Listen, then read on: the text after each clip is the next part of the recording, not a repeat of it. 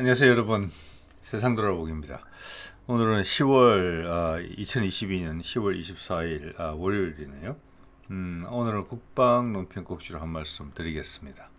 제목에서 보신 것처럼 일본이 심혈을 기울여서 많은 숫자로 건조하고 있는 모가미급 호위함하고 우리 한국형 호위함, 우리는 지금 이제 대구급이라고 그래가지고 FFX2 이제 건조를 끝내고 FFX3가 이제 건조 중이죠, 어떻게 보면은. 네. 그래서 그들과 비교해서 제가 보기에는 일본의 이게 모가미급이 그냥 호위함으로 보이지는 않거든요. 어떻게 보면 일본의 차세대 주력함이다. 우리의 위협이 될 수 있는 세력이다, 이렇게 보고 있습니다. 그래서 그 점에 대한 이야기를 좀 해보려고 해요. 양국의 이제 호위함 비교를 통해서. 자, 이게 모가미급 호위함인데 이제 22척이나 이제 만들 예정이에요. 우리는 보통 보면은 지금 뭐 울산급, 대구급 이런 6척씩 하잖아요. 그리고 한국형 호위함 3, FFX3도 6척, FF4도 뭐 6척 단위로 많이 하는데 22척이나 건조하고 있으니까 상당히 많은 숫자로 이제 건조를 하는 것이고, 여기서 이제 이 모가미급이 지금 취역을 뭐 한 두 척 정도 했고, 여기는 뭐 아직 그 수직 발사관도 장착이 안 된 것으로 돼 있고 뭐 이런데, 그래서 해외에서는 너무 과대평가된 함정이다. 그래서 뭐 소해함이나 또는 그 어떤 뭐 상륙 전단이나 수송 전단의 대잠용 정도의 함정인데 너무 과대평가됐다, 이런 이야기도 나오고 있는데 저는 절대 그렇게 생각 안 합니다. 왜냐하면은 이 함정의 만재 배수량이 5,500톤이에요 지금. 엄청나게 큰 배예요. 우리 이순신급 구축함 아시죠? 예, 그게 5,500톤이에요. 거의 그 정도예요. 예. 그래서 이 함정을 이제 표현할 때 가장 우리가 유념해야 될 표현은 뭐냐면은 향후에 업그레이드 가능성이에요. 그 여지가 아주 많은 함정이고, 모양에서 보시다시피, 그리고 그 통합 마스터에서 보시다시피, 일본이 여태의 함정 건조 방식을 완전히 바꿔서 미국의 것을 추종하는 게 아니라 자기 자신들이 확신을 가지는 미래형으로 만든 거예요. 그거를 겨우 후방에서 쓰는 보조 함정으로 쓰려고 만든 거 아니죠. 그렇게 생각합니다. 그리고 이 배는 참고로 말씀드리면은 인도네시아 8척 정도 수출하기로 돼 있고 4척 정도는 인도네시아에서 건조하는 것으로 돼 있어요. 인도네시아가 되게 지혜롭게 하고 있는 것이죠. 우리 잠수함을 사고 일본의 호위함을 사고, 또 우리하고 KFX를 같이 개발하면서 또 뭐 유럽의 비행기를 사고. 인도네시아 같은 경우는 큰 나라고 동남아시아의 주력 국가입니다. 주도 국가라고 볼 수 있어요. 거기는 러시아에도 속하지 않고 중국에도 속하지 않고 미국에도 속하지 않기를 원하는 국가들이죠. 그래서 덩그리 외교를 하고 있는 그런 부분들이 모가미급의 수출에도 보여요. 일본 입장에서는 무기 수출이 상당히 제약돼 있는데 18척이나 팔 수 있게 된 거는 또 어떻게 보면은 좋은 소식이죠, 일본 입장에서는. 네. 그래서 이것을 어디랑 비교를 해야 되냐면은 우리 대구급은 6척이 이제 완료가 됐고 톤수가 차이가 너무 많이 나요. 즉 모가미급은 어떻게 보면 덩치는 구축함급인데 거기다가 호위함급 무장만 부분적으로 일단 한 거예요. 자, 그렇기 때문에 이 호위함이라는 단어는 지금 이제 전 세계 해군에 있어서는 상당히 좀 가식적인 그런 단어라고 봐야 되죠. 그래서 일단 그래도 좀 배수량이 처지는데 FFX3 정보 좀 나와 있으니까 우리도 FFX4로 가면은 5,000톤이 넘어가는 것 같아요. 모가미급이랑 비슷한 것 같아요. 그렇지만 그게 대한 정보는 현재 제한되어 있기 때문에 FFX3로 하겠습니다. 이거는 거의 확정된 거니까. 예. 우리도 또 뭐 가식적이죠, 어떻게 보면. 그래서 이렇게 보다 보면은 서로가 양국을 엄청나게 견제하고 있다, 이런 생각이 들긴 해요. 예. 이거는 만재 배수량이 4,500톤이고 그런데 길이나 이런 데서는 뭐 보시는 것처럼 길이 같은 경우는 3m, 폭 같은 경우는 뭐 1.몇 m 차이밖에 안 나니까, 특히 우리는 또 배수량을 엄청나게 보수적으로 적는 나라이기 때문에 어떻게 보면 1000톤 차이가 안 날 수도 있겠다 이런 생각도 들긴 해요. 일단 이거 두 개를 가지고 비교를 해보겠습니다. 자, 이건 일본 거에서 일본 어디 유튜브에서 가져온 건데 2019년 5월 30일이죠. 이거 보면 뭐라고 되어 있습니까? 울산급 배치3 탐색 개발 종료 이렇게 되어 있어요. 종료됐고 그 다음부터는 이제 체계 개발로 들어갔으니까 아마 기본 설계도 뭐 완성됐을 거예요. 그래서 지금 1번 함을 아마 건조를 하고 있는 것 같은데 탐색 개발은 아마 현대중공업이랑 했는데 그 실제 건조 계약은 다른 회사랑 좀 한 것 같아요. 네. 그래서 이걸 일단 이 사진을 보여드리는 이유는 지금 뭐 정권도 바뀌고 그래서 여러 가지 혼란스러운 부분이 많은데 이건 일단 간다. 그리고 여기에서 뭐 이거를 방향이 틀어졌다 이런 이야기는 아직 들리지 않기 때문에 확정된 것 같기 때문에 말씀을 드리는 겁니다. 한 번 더 확인 삼아. 예. 자, 그리고 추진 동력 부분 한번 볼게요. 이게 롤스로이스의 MT30 엔진이에요. 이게 아마 한 4, 5만 마력 나오는 걸로 되어 있는데 가스터빈 엔진, 제트기 엔진이고 이 원래 자체도 영국 거죠. 롤스로이스 그러니까 원래도 대형 그 항공기에 들어가는 터보팬 엔진을 함정용으로 바꾼 거예요. 그래서 모가미도 MT30 엔진이 들어가고 우리 이제 한국형 호위함 3도 MT30 엔진이 들어가요. 뒤에 디젤 엔진도 회사는 같아요. MTU 엔진으로 뭐 유명한 엔진이죠. 독일 회사고 그래서 뭐 구체적인 기종은 좀 다른 것 같은데 여기서 하나 언급할 것은 요 밑에 있는 내용은 이거는 그래서 우리도 이걸 선정한 거예요. 한국형 호위함 3에. 근데 위에 보면은 추진 방식이 조금 달라요. 이 점은 이제 결론부터 말씀드리면은 우리 한국형 호위함 3가 조금 더 앞서가는 그런 선택을 한 게 아닌가. 기술적 도전이 좀 있는 선택을 한 게 아닌가 이런 생각이 좀 들고 우리 육상 무기에 있어서 우리 수소 엔진 이런 거를 차기 보병 전투차나 차기 전차에 지금 동력운으로 사용하려고 하는 거거든요. 그래서 그 같은 맥락인 것 같아요. 과감한 도전을 하면서 이 부분에서 이제 선도를 하겠다. 안정적인 것만 찾지 않겠다. 이런 부분이 지금 보이거든요.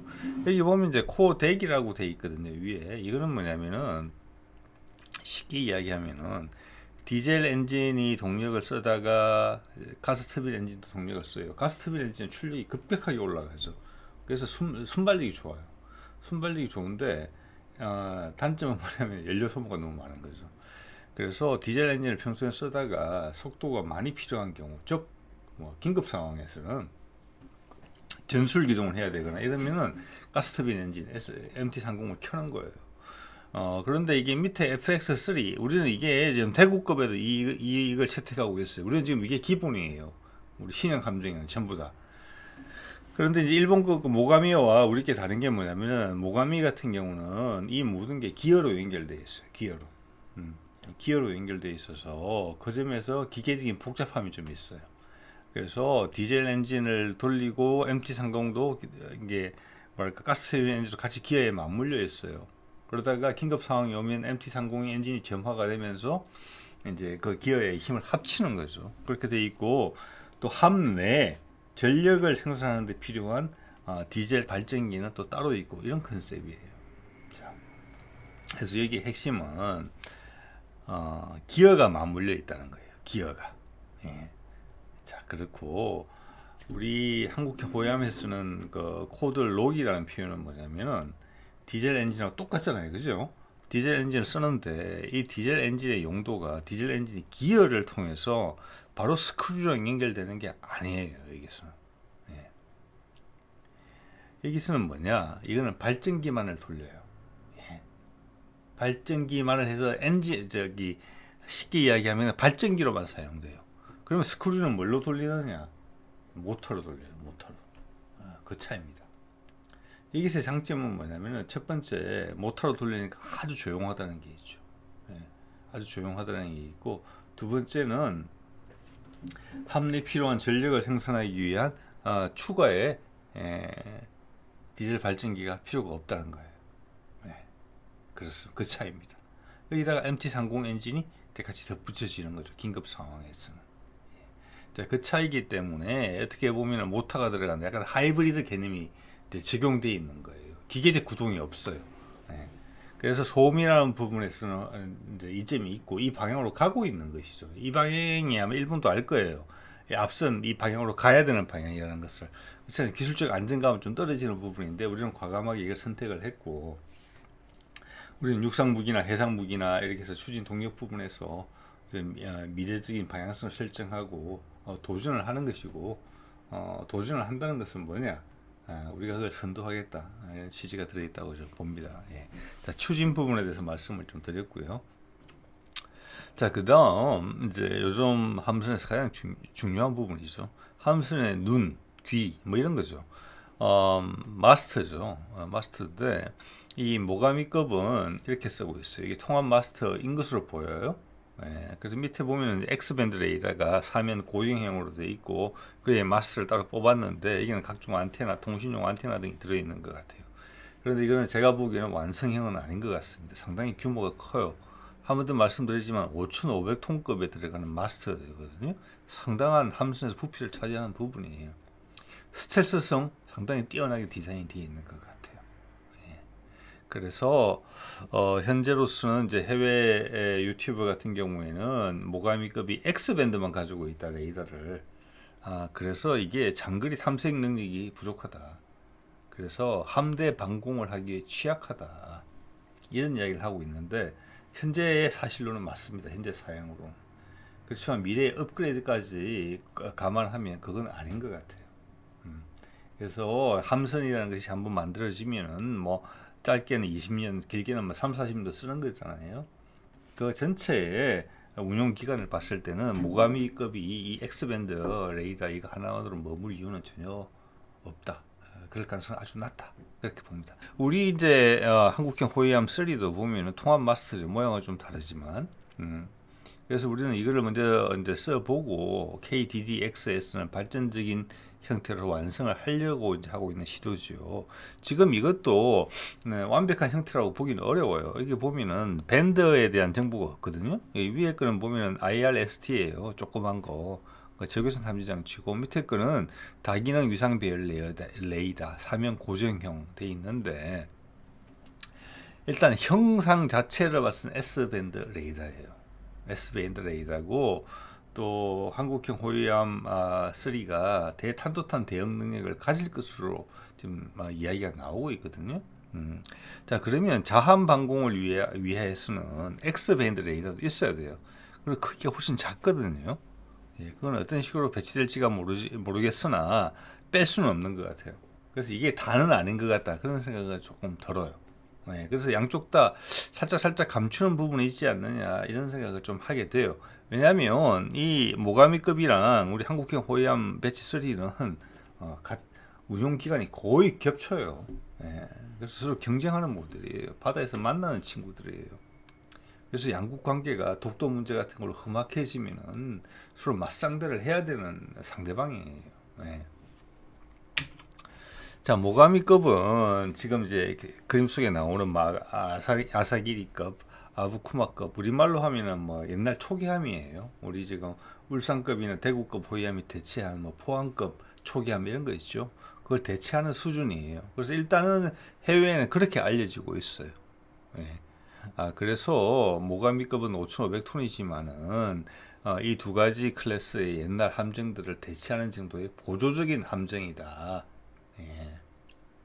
그래서 주로 근해에서 머물면서 후방에서 작전하는 그런 함정일 것이다라고 이야기를 하는데 그런 의견들은 5,500톤이라는 그 배수량을 좀 무시하는 것 같아요. 그리고 개량 가능성을 무시하는 것이고. 네. 거기에 지금 한 척의 가격이 건조 비용이 5천억? 우리 돈으로 하면 5천억 정도 드는 것 같은데 20척을 건조하면 얼마입니까? 10조 원의 돈을 들여서 후방에 배치한다? 숫자적으로도 최대 일본 해상 자위대 최대 함정인데 숫자적으로도 절대 그렇게 보기 어렵다고 봅니다. 이런 변화가 많은 시국에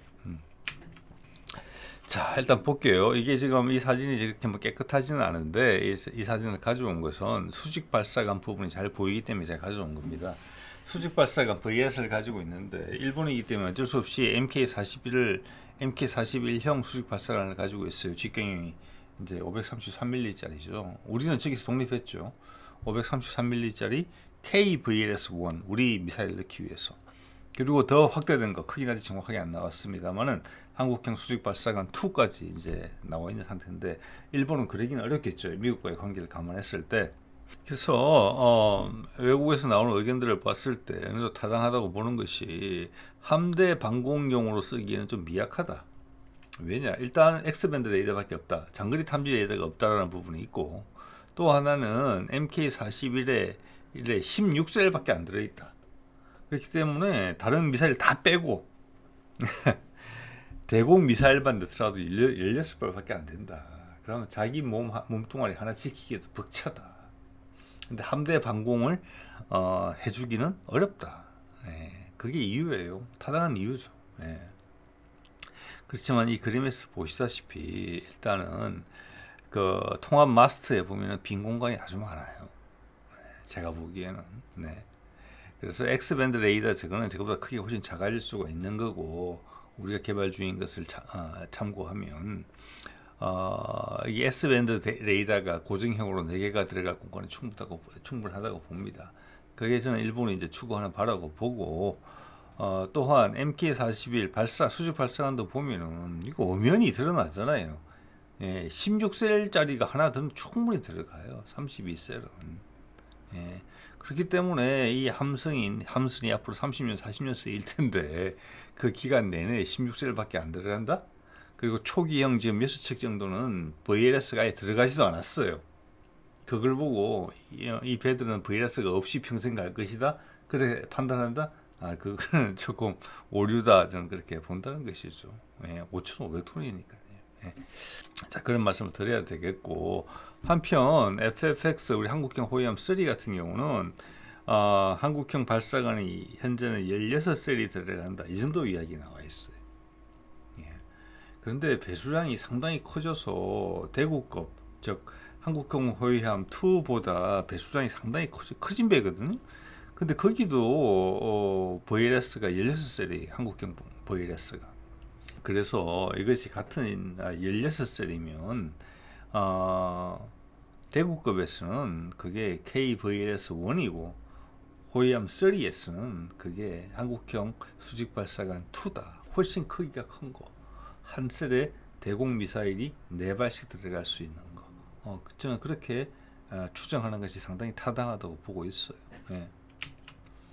그래서 대구급 같은 경우도 현재 이제 지적을 받고 있는 것이 왜냐하면 우리 작전의 특수성을 보세요. 한국 해군에 대양 해군을 지향하고 있어서 우리 수송선단을 보호하기 위해서 남중국해 그리고 동남아 해역 말라카 해협을 지나서 인도洋까지 진출을 한다고 했을 때 그럴 때 같으면 호위함의 역할은 좀 미비하지만 뭐 미비하다기보다는 전통적인 호위함의 역할에 이제 국한될 수 있지만 우리 동북아 해역을 보면은 중국이 몇백 킬로 아니고 일본이 또 몇백 킬로 아니고 러시아가 또 몇백 킬로 아니에요. 예. 거기서는 활동하는 기동력 좋은 호위함들은 당연히 다목적이 돼야 돼요. 전 세계 잠수함들이 우글거리고 있는 곳이거든요. 예? 그죠? 서해, 동해, 남해 그렇습니다. 공해 우리의 영해의 기준은 한 20km 정도밖에 안 돼요. 우리 국토에서 그 넘어는 그 지하에 죄송합니다. 그 수중에 뭐가 다니는지 우리가 알 수 없는 거예요. 네. 세계의 모든 잠수함이 다닌다고 봐야 돼요. 네. 특히 요즘처럼 그 패권 경쟁이 치열한 상황에서 그 해역에서 주로 활동해야 될 우리 호위함들이에요. 그리고 또한 중국, 러시아, 일본 등이 가깝기 때문에 수백 킬로 사정거리만 가지는 탄도탄이면 우리를 직격할 수가 있어요. 예. 그리고 우리 근해, 동해, 남해, 서해는 호위함이 활동하기 좋은 곳이에요. 크기도 맞고. 그러면 그 호위함들은 대탄도탄 요격 능력까지 가지고 있어야 돼요. 예. 그래서 우리 한국형 호위함 3에 대탄도탄 능력이 들어간다는 이야기를 하는 거예요. 일본도 그런 생각을 왜 하지 않겠습니까? 잠재적인 적국이 위에 쫙 깔렸는데, 예. 그러면 그들도 당연히 다목적함이 필요하죠. 그래서 22척이나 건조하는데 그것을 뭐 소해함, 후방, 일본의 후방이 어디 있습니까? 전방위 방어를 해야 되는 입장이죠. 그래서 이제 그렇게 일본이 그렇게 주위에 알려주고 싶은 대로 그렇게 이해해 줬으면 좋겠는 대로 우리가 이해해 줄 필요는 없다는 것이죠. 네. 자, 그런 것이고, 그래서 대구급도 이 그림에서 보시는 것처럼 장거리 대공 방어력이 부재하다 이런 이제 한계점이 좀 지적이 됐는데, 그래서 제가 이거를 이제 예전에 준비했던 슬라이드인데, 이렇게 보시면은 지금 16셀이 들어있거든요, 앞에. 자, 한 번 더 확인 드립니다만은 한국형 호위함 3는 이거보다 배수량이 한 1000톤 가까이 커요. 그런데도 똑같이 16셀 가진다? 지금 대구급 보세요. 16셀 가지고 뒤에 공간 많이 있잖아요. 네. 저기에 제가 지금 파란색으로 표시한 게 뭐냐면 한국형 수직 발사관 2가 저기 들어갈 수 있겠다. 그러면 대공 방어력 부재 문제가 해결이 돼요. 저기 LSM 개발하면은 LSM 대탄도탄 아니고 대공용 사거리가 막 200km 이상 나오는 거 1년 있으면 2년 있으면 등장할 거잖아요. 그게 4발씩 들어가게 돼요, 저기에. 그죠? 그러면 44, 16, 16발이 들어갈 수 있어요. 아마 그렇게 될 거예요. 네. 16발이 들어가고, 저기에다가 해공을 넣으면은, 해공은 기존에 앞에 있는 KVLS1에도 4발씩 들어가요. 그러면 뒤에는 9발 내지는 16발까지 들어갈 수 있어요. 한 셀에. 그리고 CIWS 있잖아요. 국산도 개발하고 있고, 초음속 미사일 대응 가능한, 그러면 3중 방어망이 가능해요. 가장 가까운 데서는, 제가 가장 먼 곳에서는 LSM 해상형, 그 다음 해궁 미사일, 그죠? 예. 더 가까이 들어오면 CIWS 국산화되어 있는 거. 자, 그러면 활동하는 거예요. 예. 자, 우리 대구함에서 이걸 고민하고 있거든요. 그러면 여기에서 고민하는 모든 내용들은 한국형 호위함 3에서는 당연히 다 갖춰지는 것이고, 거기다가 이제 통합 마스를 통해서 A사에다가 장거리 탐지 능력까지 확보가 되면은 거기는 대탄도탄 능력까지 들어간다는 거예요. 그래서 한국 해역은 호위함 으로 끝내겠다는 거예요. 그 이상 구축하면 좀 먼바다용이고, 네, 그렇게 생각하시면 되지 않겠느냐라는 것이 이제 제 추정입니다. 그래서 일단 대구급도 일단은 업그레이드를 생각하고 이제 공간을 비워놨다. 왜냐? 우리가 필리핀에 수출한 이런 배를 봤을 때 대구급을 축소한 형태거든요. 그 축소를 어디서 했느냐? 저 공간을 축소해서 앞배를 짧게 만들었어요. 그 말은 우리 해군에서 쓰는 대구급은 저 밑에 공간으로 비어 있다라는 거예요. 안쪽도. 그리고 상당히 높아요. 네. 자, 그 정도 말씀드리겠습니다. 이게 뭐 기타 다른 무장들은 들어가면 되겠죠. 우리가 개발한 것들이. 자, 그래서 이게 이제 여기에 이제 소스를 이제 적어 드려야 될 것 같은데, 좋은 분석을 해주셨어요. 이 해외 유튜버 분도. 그래서 이 분석을 한 번 더 언급을 드리면은 이제 모가미급은 너무 이제 무장이 약하다. 5,500톤급에. 그럼 좀 되묻고 싶어요. 아니, 그러면 돈 20조 원을 들여서 22척이나 주력 함정을 건조하는데 무장이 약한 것은 무슨 말이냐? 눈 가리고 아웅하는 거다. 왜 그 생각을 안 하는 거냐? 그런 말씀 드리고 싶고, 그 증거로서 이제 언급한 것이 셀이 16개밖에 없다. 예. 이 크기, 이거의 배수량에 2,000톤이나 3,000톤이나 작은 우리 대구급에도 16셀이 들어가는데, 여기 16셀이 들어간다? 아까 공간도 그렇게 남아있는 공간이 보이는데, 예, 동의하기 어렵죠. 예. 자, 그렇고, 또 일본 자국산에 중거리 대공 미사일이 들어가서 대공 사거리가 짧다 이런 이야기까지 해요. 이걸 다 반박할 수 있습니다. 이건 아니다라는 거죠. 이거는 미국이 죄송합니다. 일본이 주변 국가들이 이렇게 믿어줬으면 좋겠다라는 걸 그대로 믿어주는 형국밖에 안 됩니다. 예. 그래서 함대 방공용이 아니다 이런 얘기를 하는 거예요. 자기한테 날아온 대공 미사일 맞기도 급급하다는 거예요. 자, 그래서 일단 여기서 언급된 03식 대공 미사일을 볼게요. 이것도 만만한 미사일 절대 아닙니다. 제가 보기에는. 여기 보면 A사 레이더로 돼 있고, 이게 이제 지상 배치용으로 개발됐다가 이게 지금 해상용으로 업그레이드 개량이 되면서 들어갈 것으로 보여요. 그래서 제가 보건대는 현재 이제 탄도탄 대응 능력을 당연히 부여하기 위한 그 계량 중이에요. 당연하겠죠. 우리도 하고 있는데. 예. 그들도 위협에 시달리잖아요. 그래서 우리 천궁 2급에다가 A사 레이더, 우리는 이제 천궁 3에서 A사 레이더를 쓰려고 하죠. 그 정도 급이라고 보시면 될 것 같아요. 사거리도 그렇고. 예. 그래서 이제 함대공으로 개조를 중인데, 함대공용은 여기다가 이게 이제 사거리가 60km 정도 되는 것 같아요. 최대 도달 고도 정도까지는 안 나와 있는데, 여기서 부스트를 붙여서 쓰려고 하는 것 같아요. 함대공용. 예. 그러면 우리 LSM 해상형하고 유사하지 않느냐? 예. SM6급 정도 나오지 않느냐? 예, 그렇게 봐줘요. 거기에 준하는 미사일이다. 그게 들어가는 거다. 자, 그러면 사거리가 훨씬 길어지는데 SM6급이면 200km 이상 목표를 탐지하고 미사일 유도해야 되는데 모순이죠. 예. 기존의 X밴드 레이더 가지고 예? 200km 이상의 목표를 탐지하고 미사일 유도할 수 있습니까? 아니에요. 모순이죠. 예. 그걸 그대로 믿으면 바보 인정밖에 안 되는 겁니다. 예. 그래서 거기는 향후 S밴드나 C밴드 레이더가 반드시 들어갈 것이다. 그리고 일본은 사실은 우리보다 A사 레이더의 개발 경력이 훨씬 깊습니다. 예. 충분히 가능한 이야기입니다. 자, 그 다음에 뭐 이런 이야기죠. X밴드 레이더만 있고 장거리 탐색 능력이 미비하다. 그게 아니다라는 말씀을 드린 것이고, 현재는 초기형에는 많은 공간을 남겨놓은 상태에서 X밴드 레이더만 일단 넣은 형태를 선보였다. 이렇게 이제 이해하는 게 맞다고 봐야 되겠죠. 예. 자, 그 다음 함대함 미사일이 또 있어요. 이제 국산 미사일 넣는 거죠. 일본도. 일본 같은 경우도 하품 미사일, 이제 오래된 구닥다리 미사일이잖아요. 네. 그래서 우리도 초음속 대함 미사일 개발했잖아요. 작년에 선보였죠.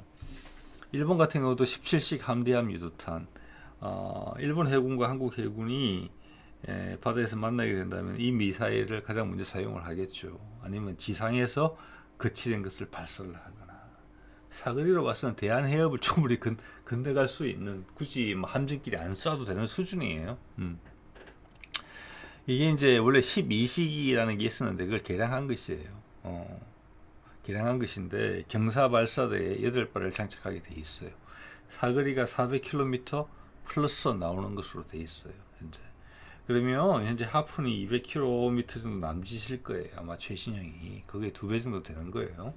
그리고 근데 이 미사일의 한계는 제가 물론 전자 유도나 뭐 상대방의 레이더를, 자기 레이더를 끄고 능동이 아니고 수동으로 피탐을 한다든지, 수동으로 상대방의 위치를 파악한다든지, 이런 부분에서는 일본이 상당히 잘하는 부분도 있는 것 같아요.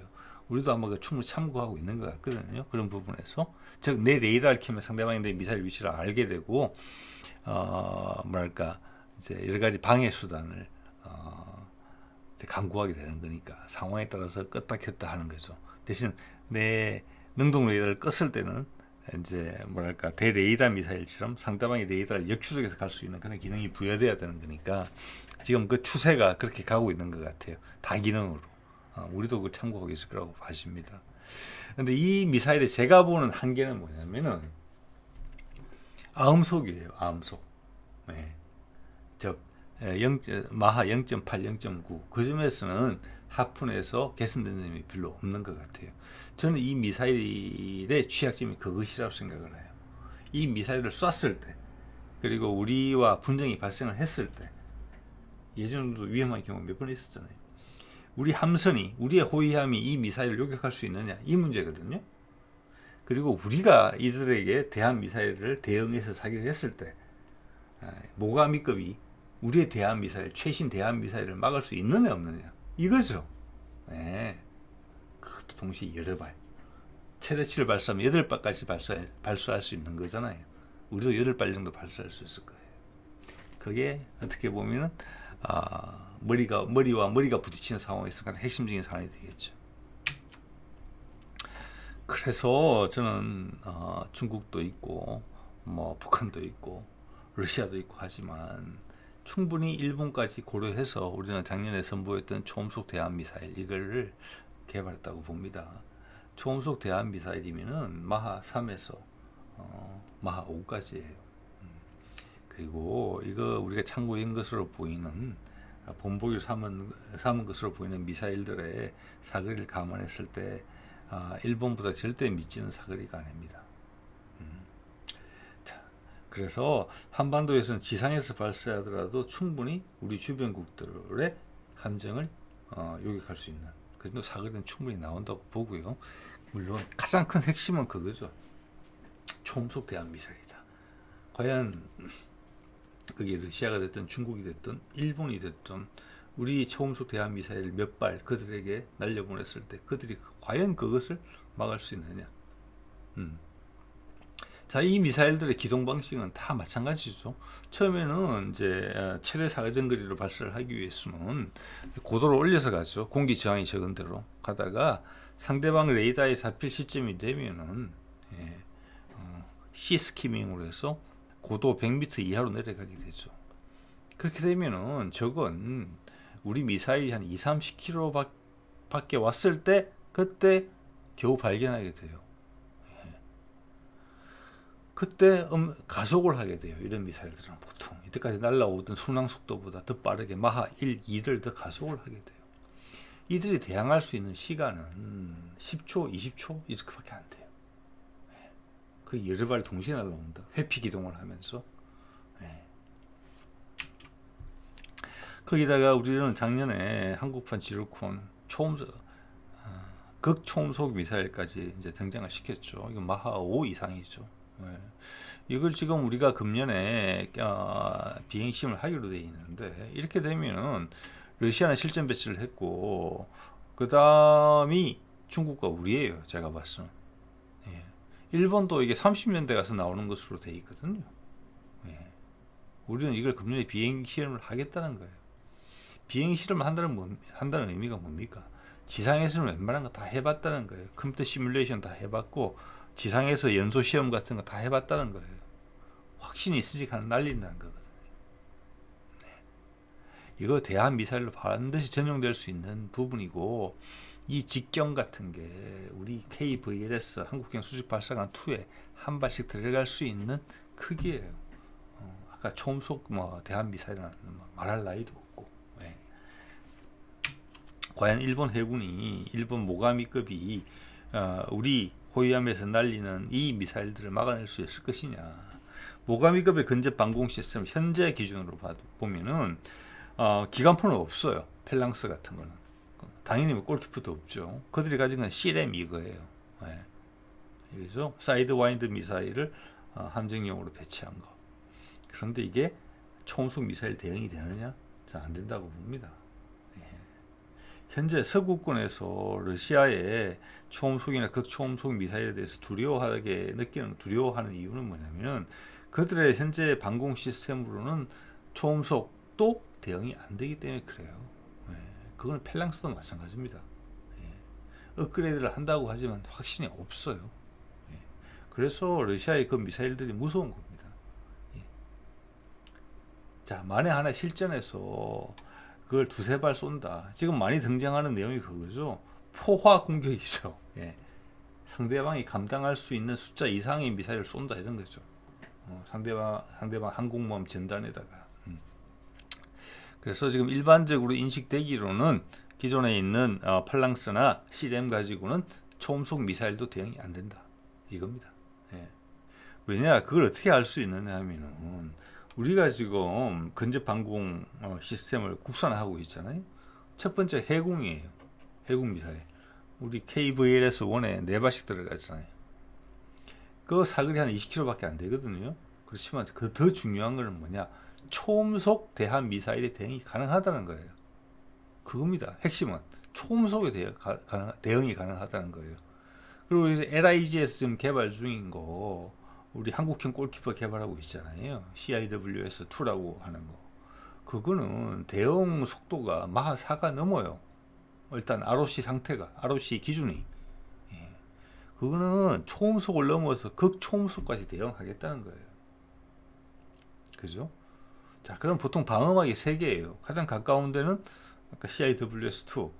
그 다음 좀 멀리는 해군, 우리는 그까지 지금 초음속으로 다 대응이 돼요. 그럼 LSAM에 해상인을 만들 때 그 LSAM은 당연히 초음속 대응이 돼야 되겠죠. 그렇게 삼중 방어막을 갖추려고 해요, 우리는.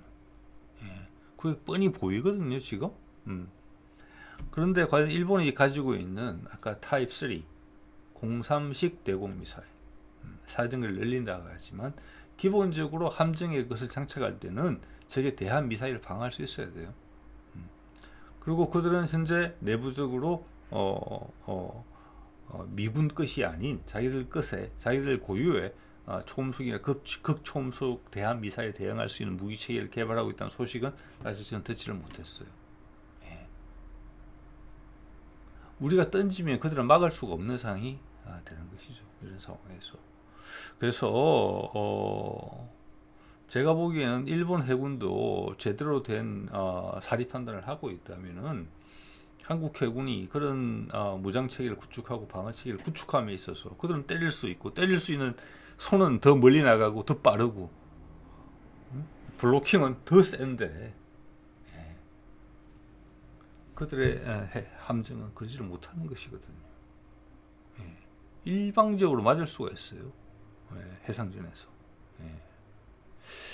자, 이번 모가미급을 보면서 그런 생각을 하는데, 모가미급은 말씀드린 것처럼 향후 많은 업그레이드가 필요할 거예요.